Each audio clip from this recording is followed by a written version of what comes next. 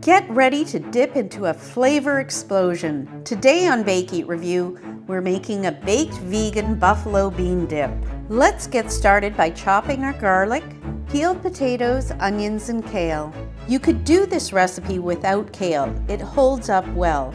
However, I like the nutrition and texture of kale in this dip. You could also substitute something like spinach or even cauliflower florets. For the kale, make sure you remove the stems from the kale before you cut them. The stems are where the bitterness is held, so by removing them, you're left with a nicer and milder taste. For the potatoes and onions, we'll boil them first. This shouldn't take long, about 15 to 20 minutes. My potatoes and onions are cooked. I'm just going to add it to this blender.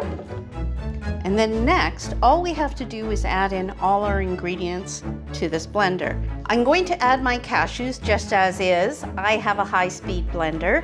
If you don't have a high-speed blender, then just add boiling water to this, let it soak for half an hour, and then you can add it to your blender.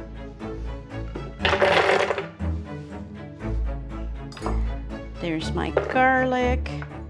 I'm going to add some water. That's about 1/4 cup. I'm going to also add my vegetable broth. Now, if you don't have a paste, you can just add a cube.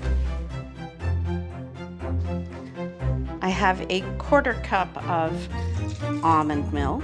You can add any non-dairy milk. There's our beans. You can add any type of white bean. I used Great Northern beans, but you can use cannellini. Any other bean will do.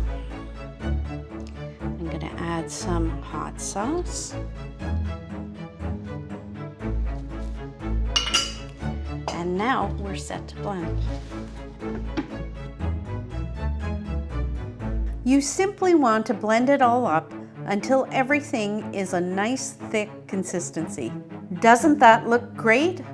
Our final step is to add our chopped kale, mix it all together, and then add it to our oven-safe container. We'll bake this at 350 degrees for 20 minutes. Make sure you let it cool for about 5 minutes before serving. Our dip just came out of the oven and it looks really good. It's a little toasted on top and it's nice and creamy on the inside. I usually serve this with crackers, but it's getting late and I'm thinking about dinner now, and so I think what I'm gonna do is I'm gonna bake a potato and use this as my topping. I'd love to hear from you how you like this dip and whether you like it with crackers or something else. Please let me know in the comments below.